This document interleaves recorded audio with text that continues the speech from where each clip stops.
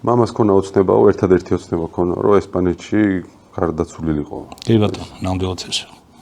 და ჩემთვის სამწუხაროდ ეს ოცნება აიხთინა და ამას თუ შეიძლება ოცნება დავარქვათ, მაგრამ ნამდვილად ეგრე იყო და ეს კარგად მახსოვს.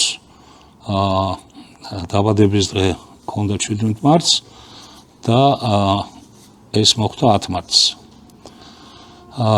როცა დამირეკეს და ჩემმა ძმამ დამირეკა, მითხრა რომ მამაც უდათ არისო, ხო და ბუნებრივია ჩავედი ესპანეთში. მაშინ იქ ცხოვრების საშუალება არ იყო, რაღაც პირობები არ იყო, ამიტომ სასტუმროში ვიყავი და კარგად მახსოვს დილის 4 საათზე როგორ გამეღვიძა და მაშინ უკვე მოწევა არ შეიძლებოდა სასტუმროში. იყო მე ახლა ცუდი რეკლამა არა, წეველი სამწუხაროდ.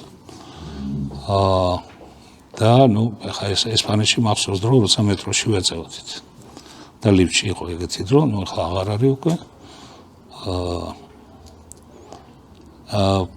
ფანჯარა გამოაყენე, ფანჯარაში ასე ვთქვათ, ამოყავი თავი და დავიწყე, აი მაშინ მქონდა რაღაც, არ ვიცი, რატო გამეღვიძა და ეს სიგარეტი მოვწია თუ არა, ეგრევე ჩემმა ძმამ დამირეკა და სასწრაფოდ მოდის ავადმყოფოშიო უკვე. ასე ვთქვათ, მამა ვერ არისო და აი ეს მოვასწარე რა ტაქსით. მივედი ავადმყოფოში და ცოცხალს მივსწარი რა, მაგრამ მოგონოთ იყო და ასე შემდეგ. არაფერი ჯანმრთელი იყო ძალიან, პრობლემები რაღაც ისეთი ჯანმრთელობის არ ქონდა, რასაც ქვია სიბერე, ხო, ეს სიბერე თორე მამაშენ პენსიაზე გავიდა 67 წლის სასაკში, 68 წელს.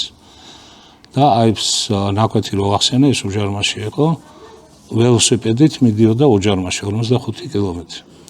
მართალია ეს აღმართი ფეხით ადიოდა, მაგრამ ველოსიპედით მიდიოდა ორშაბათს და პარასკევს ვაკითხებდი და მანქანით მომყავდა სახლში. ყოველ ჩასვლაზე რა თქმა უნდა დავდივარ სასაფლაოზე და